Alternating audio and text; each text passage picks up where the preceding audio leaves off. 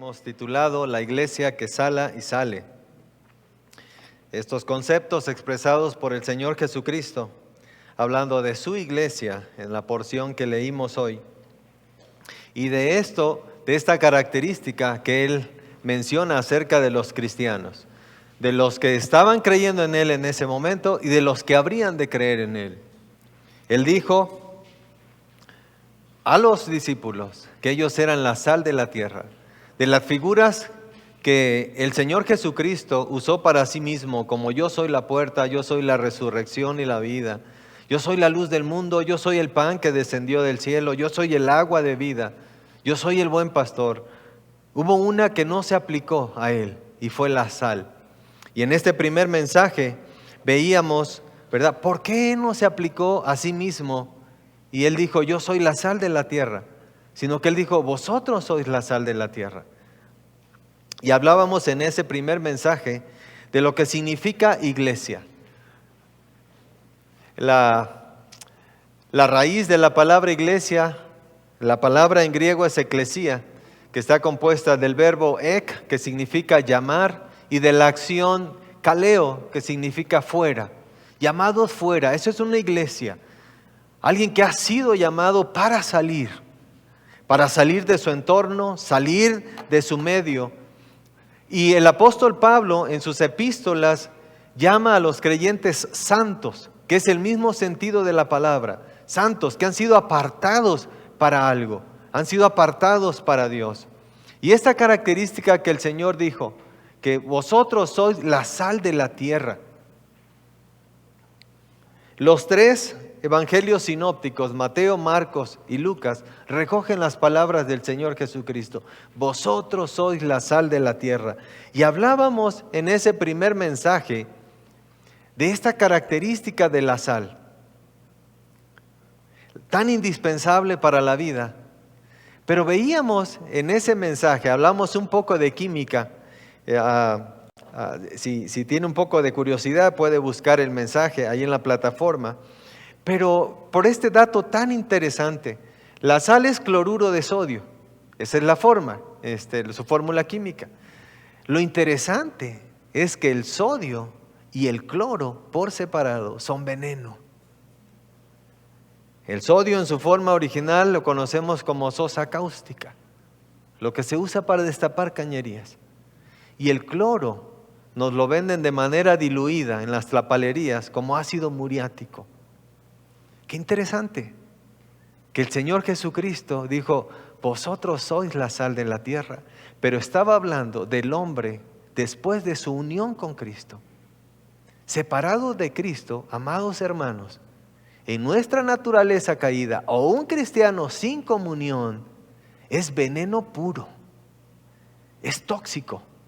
Un cristiano sin comunión, igual que lo es una persona sin Cristo en su corazón.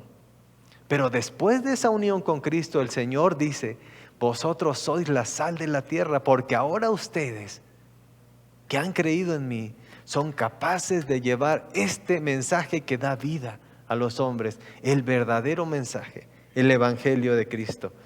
Y la instrucción, la ordenanza de salir a todo discípulo, id y haced discípulos a todas las naciones.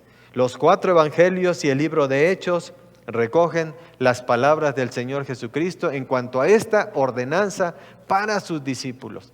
Si te consideras discípulo de Cristo, si te consideras un seguidor de Cristo, entonces estas 2 características tienen que estar en tu vida. Estás llamado a salar, a ser la sal de la tierra, a llevar este mensaje a los que no le conocen, pero también de salir e ir y hacer discípulos. Este fue el mensaje primero de esta serie. El segundo, que es el que estaremos estudiando hoy, le he titulado Una iglesia que sala y sale es una iglesia cristocéntrica.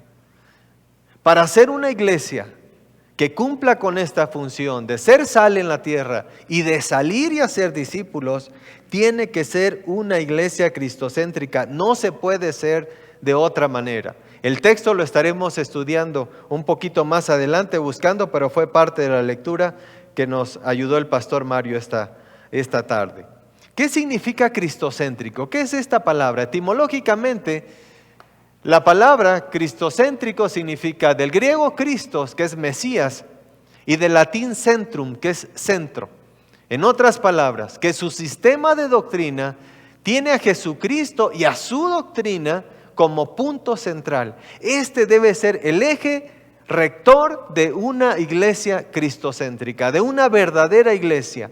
Cristo es el centro y de ahí parte todo. En Él debe estar fundamentada nuestra vida, nuestras prácticas como iglesia y lo que sustente a nuestras familias allá durante la semana. No se puede vivir el cristianismo si Cristo no es el centro de nuestra vida. Hay doctrinas que son fundamentales y que no son negociables para ninguna iglesia que se aprecie de ser cristocéntrica. ¿Pero qué es la doctrina? Porque estoy mencionando esta palabra. Así que la palabra doctrina en griego es doctrina y en latín es doctrina y en griego es didáscalos. Ambas palabras significan lo mismo, enseñar. Así que una doctrina es el cuerpo de enseñanzas de la fe cristiana con respecto a sus creencias centrales y están fundamentadas en las Escrituras. Nuestro sistema de cómo nos regimos como iglesia tiene que estar basada en la palabra de Dios y nada más. Por cierto, en la escuela de adultos, de escuela dominical, el pastor Mario está compartiendo precisamente las doctrinas. En el mes de marzo iniciaremos una clase especial para todos los que se han incorporado a nuestra iglesia, algunos que están por bautizarse ya en las próximas semanas y estarán también estudiando las doctrinas, que conozcan la base. Hermanos, porque eso es lo que nos da sustento en nuestra vida. Hay doctrinas, ¿verdad?, que son indispensables para la vida de nuestra iglesia y para nuestras propias vidas, como la doctrina de las Escrituras, la doctrina de Dios, ¿verdad? No me voy a detener ahorita porque ya sea que en una o en la otra clase van a tomar tiempo para estudiar esto. La doctrina del Espíritu Santo, las doctrinas de los ángeles, de Satanás, del hombre. ¿Qué dice la Biblia acerca de Satanás, del hombre, del pecado, de la iglesia, de la escatología, de las cosas futuras? Y tomo un poquito de tiempo para hablar de la cristología. Si somos una iglesia cristocéntrica, si queremos ser una iglesia cristocéntrica, entonces tenemos que conocer bien esto. Llamamos cristología a la parte de la teología que se encarga del estudio de la persona de Jesús, como Dios y como hombre perfecto, su deidad, sus atributos, su oficio y en general su vida, su obra y resurrección. La doctrina de Cristo estudia la preexistencia, su deidad, su encarnación, su humanidad, su impecabilidad, su muerte, su resurrección y su ascensión, entre otras cosas. Es esencial al sistema doctrinal cristiano, la doctrina de Cristo, que Jesucristo, la persona histórica que vivió en Palestina a principios de nuestra era, no es otro que el eterno Hijo de Dios, igual y consubstancial con Dios el Padre y Dios el Espíritu Santo. Su personalidad inmaterial, ego o esencia personal es eterna, sin principio ni fin. ¿Cómo sabemos esto? Que Jesucristo es Dios, porque Él mismo lo dijo. Él mismo ratificó su deidad al hacerse igual a su Padre. Yo y el Padre uno somos, dice Cristo. Juan 10:30. Los apóstoles lo reconocieron como el Hijo de Dios. Pedro le dijo: tú eres el Cristo, el Hijo del Dios viviente. Mateo 16:16. En el encuentro que él tiene con Natanael, que luego se convirtió en uno de sus discípulos, Natanael le dijo: Rabí, tú eres el Hijo de Dios, tú eres el Rey de Israel. Juan 1:49. Juan escribió su evangelio, de lo cual hablamos un poco en el mensaje anterior. Juan escribió su evangelio para demostrar que Jesús es Dios. Pero estas cosas se han escrito para que creáis que Jesús es el Cristo, el Hijo de Dios, y para que creyendo tengáis vida en su nombre. Juan 20:31. Solo hay vida eterna en Cristo.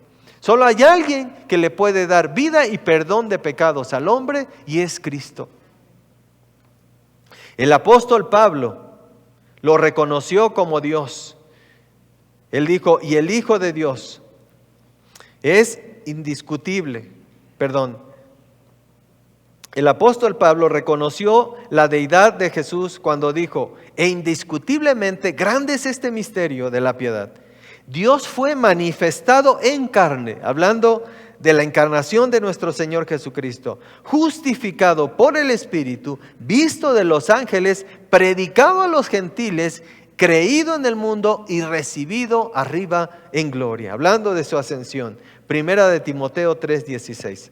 Jesús es tan verdadero Dios como lo es el Padre y como lo es el Espíritu Santo. Y en su encarnación fue verdaderamente hombre como lo eres tú y como lo soy yo. Dos naturalezas perfectas habitando en una misma persona. Así que el fundamento y la cabeza de una iglesia que sale es Cristo. Si una iglesia no tiene como fundamento a Cristo y como cabeza al Señor, será cualquier cosa, menos una iglesia. Ahora sí, quiero pedirles que busquen por favor nuestro texto, Mateo 16, versículos 13 al 18. Y mantengan su Biblia abierta allí, por favor, porque estaremos usando ese pasaje un poquito más adelante. Mateo 16, versículos 13 al 18. Dice así la palabra de Dios. Viniendo Jesús a la región de Cesarea y de Filipos, preguntó a sus discípulos diciendo, ¿quién dicen los hombres que es el Hijo del Hombre? Ellos dijeron, unos Juan el Bautista, otros Elías, otros Jeremías y alguno de los profetas. Él les dijo, ¿y vosotros quién decís que soy yo? Respondiendo Simón Pedro dijo, tú eres el Cristo, el Hijo del Dios viviente. Entonces le respondió Jesús, bienaventurado eres Simón, hijo de Jonás, porque no te lo reveló carne ni sangre, sino mi Padre que está en los cielos. Y yo también te digo que tú eres Pedro, y sobre esta roca edificaré mi iglesia, y las puertas del Hades no prevalecerán contra ella. Algunas cosas interesantes de lo que el Señor está haciendo aquí en este pasaje. El Señor le dice, Simón, hijo de Jonás. En el original, Simón Bar Jonás. El Señor está haciendo referencia al aspecto humano y temporal de Pedro, porque esto iba a causar una gran confusión más adelante y que se ha extendido hasta nuestros días. Pero le estaba diciendo, tú eres hijo de hombre y eres temporal. Por eso le dijo, Simón Bar Jonás. Y luego le dice, tú eres Pedro. La palabra en griego es Petros, es una palabra en masculina para referirse a piedra. Tú eres Pedro, pero sobre esta roca, la palabra en griego es Petra, es una palabra en femenino, significa roca, risco o peña. Hay una gran diferencia entre una roca y una peña, un risco.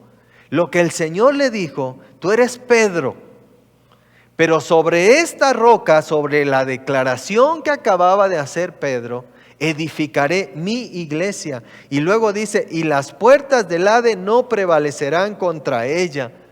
Un contraste entre la temporalidad de Pedro y el aspecto espiritual y eterno de la iglesia. No habrá nada que destruya mi iglesia, dice Cristo. Y de eso somos testigos nosotros. Y por eso, amados hermanos, el Evangelio llegó hasta ti. Porque el enemigo no ha podido destruir la iglesia y no podrá.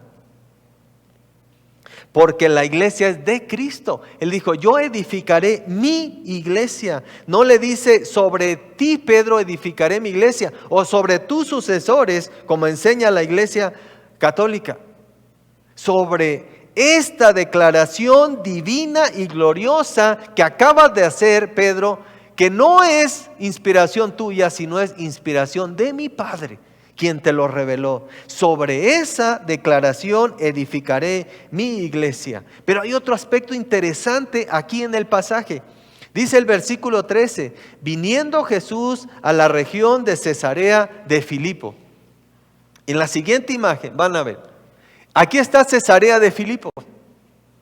Aquí estaba el Señor Jesús cuando hizo la pregunta. ¿Por qué es importante este aspecto?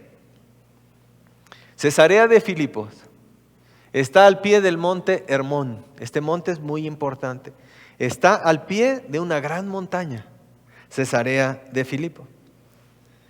Esta ciudad había sido agrandada y había sido puesta muy hermosa por Herodes Filipo, hijo de Herodes el Grande.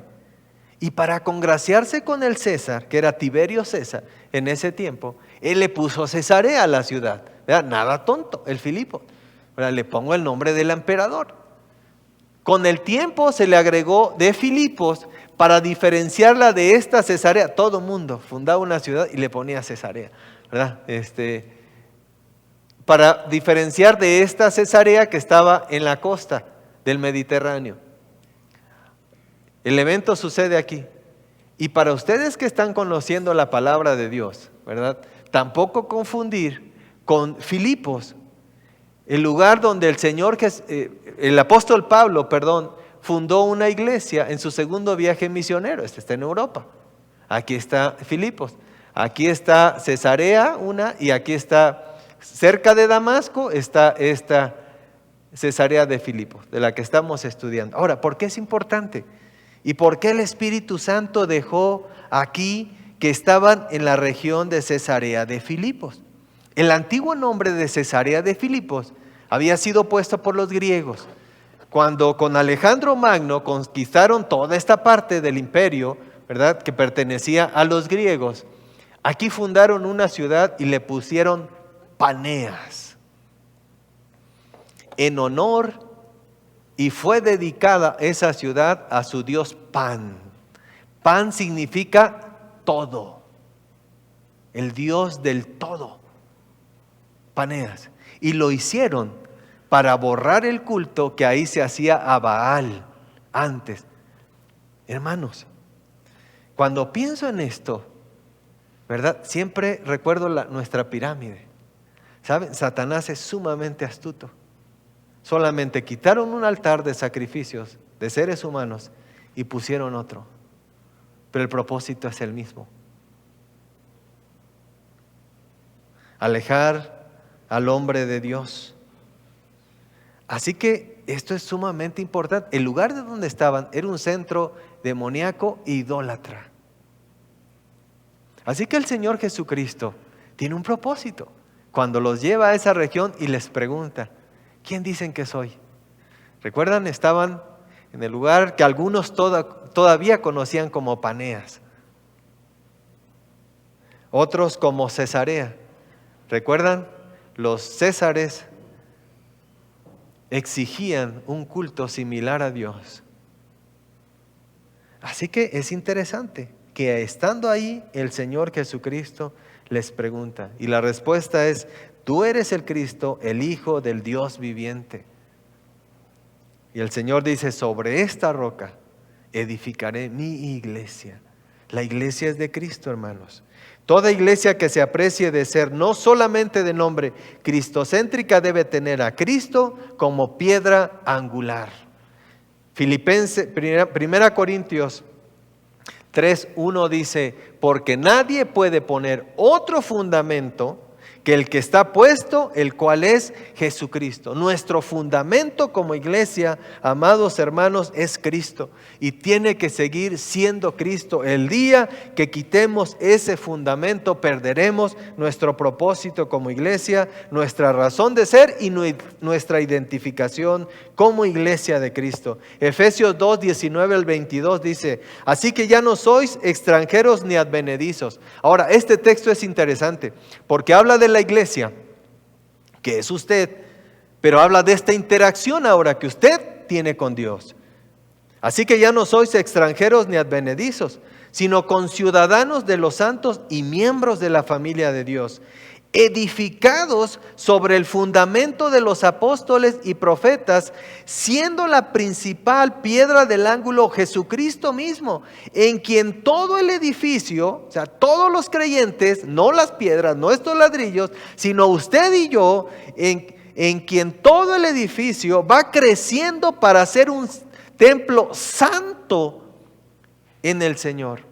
Usted tiene un llamado a la santidad. Como hijo de Dios tienes un llamado a tener una vida santa, en quien vosotros, dice el 22, también sois juntamente edificados para morada de Dios en el Espíritu Santo. ¿Por qué el llamado a la santidad a los cristianos? Porque en ti mora el Espíritu Santo. ¿Cómo puede morar el Espíritu Santo en una vida donde el pecado es la práctica diaria? Es una contradicción, un cristiano que vive en pecado. Eres un templo santo.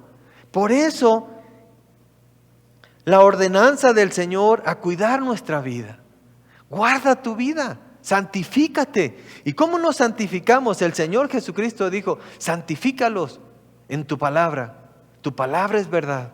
Nos santificamos, hermanos, cuando vamos a la palabra de Dios y nos dejamos que el Espíritu Santo hable a nuestras vidas y vayamos cambiando aquellas cosas que sabemos que no están bien. Pero no solamente de una iglesia cristocéntrica, la piedra angular es Cristo, su fundamento, sino también es su cabeza. Efesios 5, 21 al 23, ¿recuerdan ese pasaje? Pablo está hablando de la iglesia, pero usa el ejemplo de un matrimonio. Él dice, ¿cómo debe de cuidar un esposo a su esposa? ¿Cómo debe ser la relación? Pero la enseñanza de ese texto es de la relación de Cristo con la iglesia, ¿verdad? Así que en la pantalla solo van a ver las partes que tiene que ver con la iglesia. Dice, así como Cristo es cabeza de la iglesia, la cual es su cuerpo y Él es su Salvador. Cristo es nuestra cabeza. Así que como la iglesia está sujeta a Cristo, así como Cristo amó a la iglesia y se entregó a sí mismo por ella para santificarla, llamados fuera, apartados,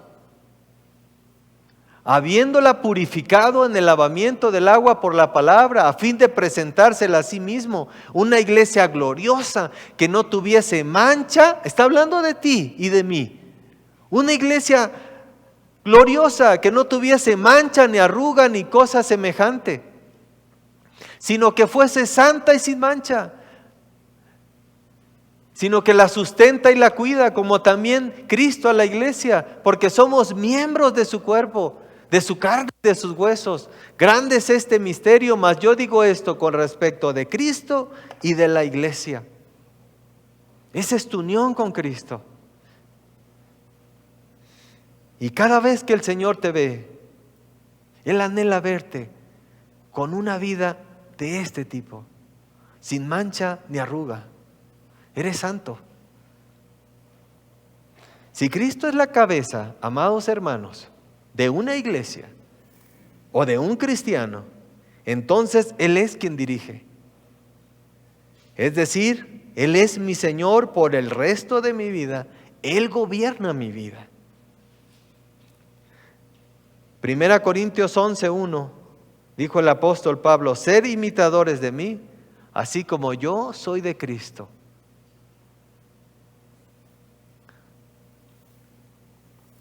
Imitemos el estilo de vida y vivamos bajo los estándares que Cristo vivió delante de su Padre.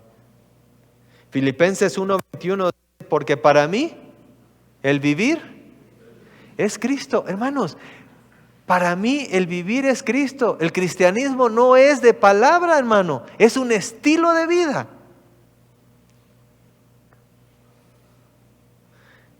Gálatas 2:20 dice, con Cristo estoy juntamente crucificado, y ya no vivo yo, mas vive Cristo en mí. Cuando hablo, ¿escuchan a Cristo hablar? ¿En mi trabajo? Cuando reacciono a algo que no me gusta, ¿la gente ve reaccionar a Cristo?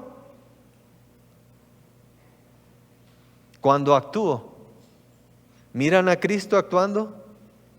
¿Cuido a mi esposa como Cristo cuida a su esposa, la iglesia? ¿Varones? ¿Honro a mis padres, hijos, como Cristo honró a Dios el Padre? ¿Sustento a mi familia como Cristo sustenta a su iglesia? Una iglesia cristocéntrica, queridos hermanos, es aquella a la cual las personas acuden no a satisfacer sus emociones, sino a satisfacer las necesidades del alma. Es donde se enseña que Cristo es quien edifica la iglesia, porque Él llevó a cabo la obra de redención. Él santifica nuestras vidas, Él nos coloca en un cuerpo, Él nos capacita por medio del Espíritu para que seamos sal y salgamos al mundo y llevemos este mensaje. Y en segundo lugar, una iglesia cristocéntrica que sala y sale, su mensaje es Cristo. Predicamos a Cristo y a este crucificado, dice el apóstol Pablo en 1 Corintios 2:1. Así que hermanos, cuando fui a vosotros, estamos hablando de Corinto y no tengo tiempo para hablar de cómo era la vida en Corinto. Pero algunos que han estudiado, ¿verdad? Y conocen un poco, ¿verdad? Era tremenda, era un libertinaje y una depravación en exceso Corinto. Y dice Pablo, así que hermanos, cuando fui a vosotros para anunciarlos el testimonio de Dios, no fui con excelencia de palabras o de sabiduría, buscando qué tema les digo, ¿verdad? Para este estilo de vida que tienen. Pues me propuse saber entre vosotros, me propuse no saber entre vosotros cosa alguna, sino a Jesucristo y a este crucificado. Dice Pablo, mi propósito fue uno, predicarles a Cristo. Al Cristo que fue crucificado y murió por tus pecados. Si estás entre nosotros hoy y no has creído en Cristo como tu Salvador, quiero decirte que en nadie más hay salvación. No hay esfuerzo humano que valga delante de Dios, porque todos somos pecadores. Cristo es el único que pudo pagar por los pecados del hombre. Así que un mensaje cristocéntrico, hermanos, un mensaje cristocéntrico tiene que ser pertinente. Los tiempos han cambiado mucho, pero el mensaje no cambia. El mensaje es el mismo. Tiene que ser pertinente para cada hombre, para cada mujer y para cada joven, aún en nuestros días. Nuestro tema central en la predicación tiene que seguir siendo Cristo. Cuando predicamos a Cristo pasamos por alto el enfoque oratorio y la apelación racional. Un mensaje cristocéntrico anuncia que el fundamento de su mensaje es el Salvador crucificado y resucitado. Pero también tiene el propósito de sacudir nuestra conciencia. Seas hijo de Dios o no tengas una relación con Dios. Un mensaje cristocéntrico siempre va a sacudir nuestra conciencia porque nos va a confrontar con nuestro pecado, el cual condena y le separa al hombre de Dios. Y un mensaje cristocéntrico siempre dirá que si no te arrepientes y crees en Cristo como tu Salvador, irás a la condenación eterna. Y que ningún esfuerzo propio para ganar la salvación es válido delante de Dios, pues el único que pagó por el pecado es Cristo. Un mensaje cristocéntrico demanda arrepentimiento y fe en Cristo para salvación. Predicar a Cristo, hermanos, no es pronunciar discursos edificantes, bellamente adornados. Es dar testimonio de que lo que Dios ha hecho en Cristo para la salvación del hombre. Predicamos a Cristo y a Cristo crucificado y resucitado. Déjeme decirle que un mensaje cristocéntrico incomoda, es chocante. No es agradable, porque echa a tierra el egocentrismo, tan exaltado en nuestro tiempo. Un mensaje cristocéntrico deja sin argumentos al hombre que ha puesto su confianza en sus buenas obras. Un mensaje cristocéntrico echa por tierra el argumento de un hombre que ha confiado en su moralidad. Y pensar que un día, bueno, he sido bueno, me he esforzado. Y ese día tal vez Dios me perdone. Mira, no he hecho tantas cosas como otros, tantas cosas malas. En nuestros días, querida iglesia, en nuestros días hay una adicción a los mensajes motivacionales. Basta abrir YouTube. Por lo cual han proliferado motivadores en los púlpitos.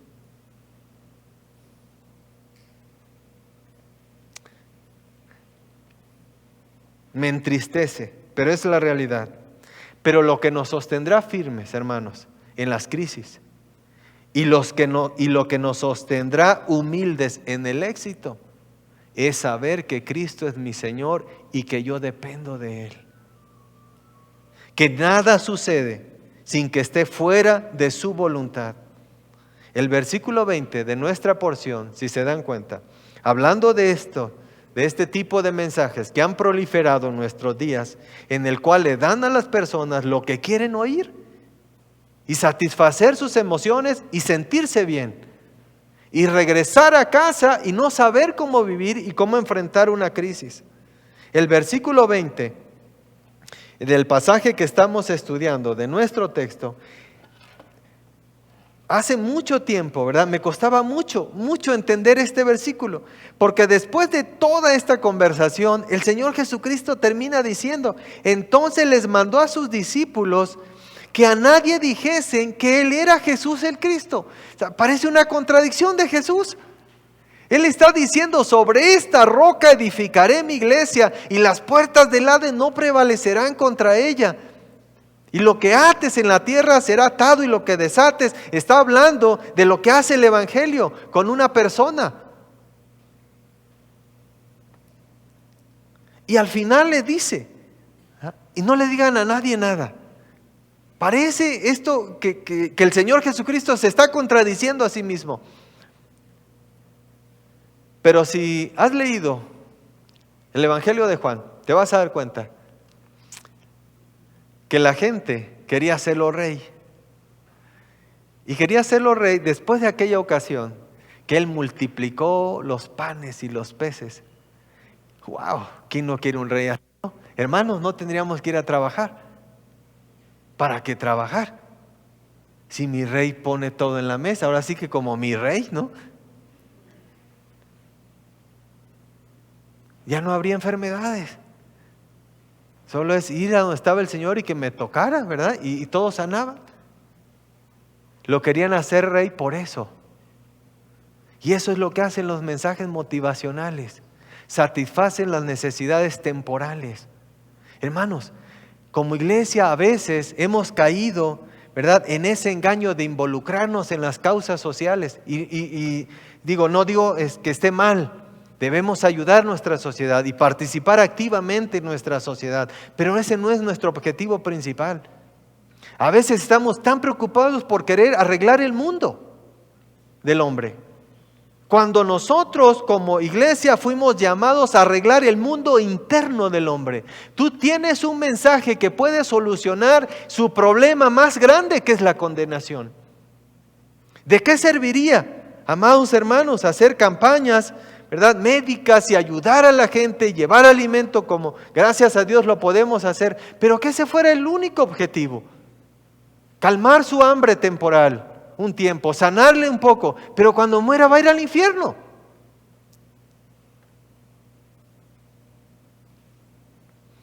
Por eso es que han proliferado este tipo de motivadores en los púlpitos, en lugar de predicar la palabra de Dios. Spurgeon, conocido como el príncipe de los predicadores, en los años 1800, él pronunció esta sentencia y la vemos cada día con mayor claridad. Él dijo: llegará el tiempo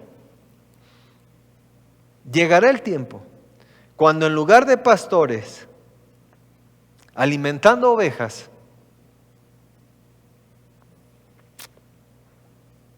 habrá payasos entreteniendo cabras. ¿Sabe por qué hay payasos en los púlpitos? Porque han proliferado las cabras. No quieren ser ovejas. Es más fácil ser una cabra y brincar como yo quiera y satisfagan mis emociones. Pero una oveja cuesta. Les decía hace 2 mensajes, cuando el Señor dice que Él es el buen pastor y que nosotros somos sus ovejas, y cuando en el Salmo 23 dice: Jehová es mi pastor y nada me faltará. Yo les decía en esa ocasión, normalmente vemos ese texto de aquí para allá. Él es mi pastor, por lo tanto nada me faltará. Pero también ese texto es en 2 sentidos. Si yo soy su oveja, queridos hermanos, no faltará tampoco que yo me reproduzca. Les decía en esa ocasión, yo soy veterinario de profesión. Solo el 1% de las ovejas son estériles. Parece que en las iglesias es al revés. Pero somos ovejas y tenemos un llamado a reproducirnos. Tenemos un llamado a ser discípulos. No lo podremos hacer, queridos hermanos, con mensajes motivacionales. Lo haremos si comprendemos bien que Jesucristo es mi Señor y que todo yo se lo debo a Él. Y que si sigo con vida en esta tierra, tiene que ver con sus propósitos, no con los míos. Tiene que ver con sus planes, no con los tuyos. Pero solamente podrás tener este tipo de vida si Jesucristo es tu cabeza y si en tu iglesia se predica a Cristo. Conclusión del mensaje. Una iglesia que sala y sale es cristocéntrica. Su fundamento y cabeza es Jesucristo. Su mensaje es Cristo. Ahí se predica a Dios tal como Él es. Dios es soberano, Dios es amoroso, Dios provee, Dios sustenta, Dios cuida, Dios sana, Dios restaura, Dios perdona. Pero a la vez también se predica de su justicia, de su disciplina y de las pruebas. Nos encantan los mensajes donde Dios es amor y donde Dios es la provisión total. Pero no gustan los mensajes cuando se habla de santidad y de disciplina y de justicia. En una iglesia cristocéntrica siempre escucharás del llamado que Dios hace a sus hijos para que vivan de manera santa como Él es santo. Del llamado a ser discípulos. También se enseña de las consecuencias de llevar una vida de displicencia, de los efectos devastadores de vivir en la tibieza espiritual, aparentando solamente ciertas cosas que son visibles para los demás. Y a veces nos hemos vuelto expertos, amados hermanos, en las apariencias, en lo que es cristianamente correcto, para que vean que yo también soy un cristiano. Pero en una iglesia cristocéntrica escucharás mensajes de los efectos devastadores de vivir en la tibieza espiritual y de las consecuencias terribles de tolerar el pecado en la vida. El pecado es muerte, punto. Nunca el pecado ha generado vida, siempre va a generar muerte. Amada iglesia, Getsemaní, anhelemos seguir siendo esta clase de iglesias para que nuestro candelero nunca nos sea quitado. Hay iglesias que dejaron de ser iglesias hace mucho. Son un buen club de reunión, pero ya no son iglesia.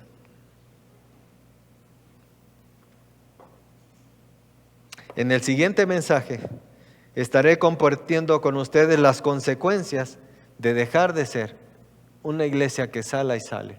Hablaremos de Apocalipsis y de las sentencias que el Señor Jesucristo pronuncia contra algunas iglesias que perdieron su propósito o lo olvidaron. Padre,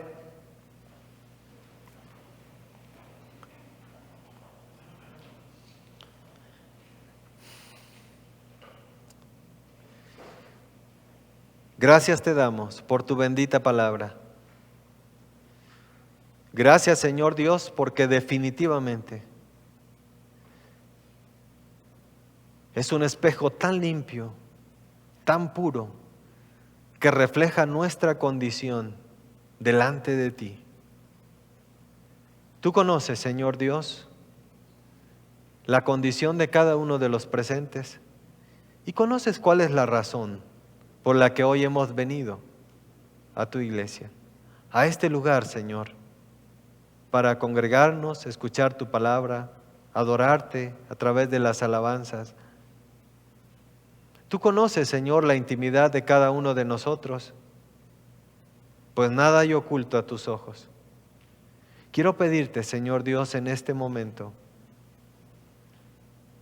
que si algo, Señor, tú has visto en nuestra vida, y si tu palabra ha señalado algo en nuestras vidas que no está bien delante de ti, que este día seamos sensibles a tu voz. Quebranta nuestra voluntad, Señor, para tomar decisiones serias. Padre, una cosa te suplico, Señor, no nos dejes salir de este lugar sin tu bendición. Padre, bendice a mis hermanos varones. Ayúdanos, Señor, a ser verdaderamente el sacerdote de nuestro hogar. El que cuide no solamente, Señor, del aspecto material, sino principalmente el aspecto espiritual de nuestra esposa y de nuestros hijos. Padre, bendice a cada una de las hermanas aquí presentes. Bendice a las que son madres, Señor. Dale sabiduría y fuerza, Señor, para poder cumplir con esa función de ayuda idónea, Señor, y esa labor de trabajar en el corazón de los hijos. Bendice a nuestros hijos, Señor. Hay tanto, Señor, ataque a su alrededor. Están tan bombardeados, Señor Dios, por el mundo. Te suplico, Señor Dios, que tú guardes su corazón, que limpies su mente, que la renueves con tu palabra. Señor, y que cada uno de los hogares aquí representados, tal vez esté la familia completa, tal vez esté solamente algún integrante de la familia, y los que están en casa, Señor, viendo este mensaje. Señor, te suplico, Padre eterno, que tú le des de tu poder, para que podamos vivir en victoria. Señor, ayúdanos a buscar tu rostro cada día. Ayúdanos a tomar tiempo, Señor. Si hemos de hacer cambios en cuanto a nuestros hábitos, a nuestros horarios. Señor, ayúdanos, danos la fuerza de voluntad para poder hacerlo. Queremos estar bajo el señorío de Cristo. Queremos tomar decisiones, Señor, basadas en tu voluntad. Bendito Dios, y como iglesia, te suplico que seamos dignos de ser siendo instrumentos tuyos para hacer sal y para salir, Señor, al mundo y proclamar este mensaje. El único mensaje, Señor Dios, del que da vida, de nuestro Señor Jesucristo. Bendice, Señor, a cada uno de los presentes, te lo suplico. En el nombre de nuestro Señor Jesucristo. Amén.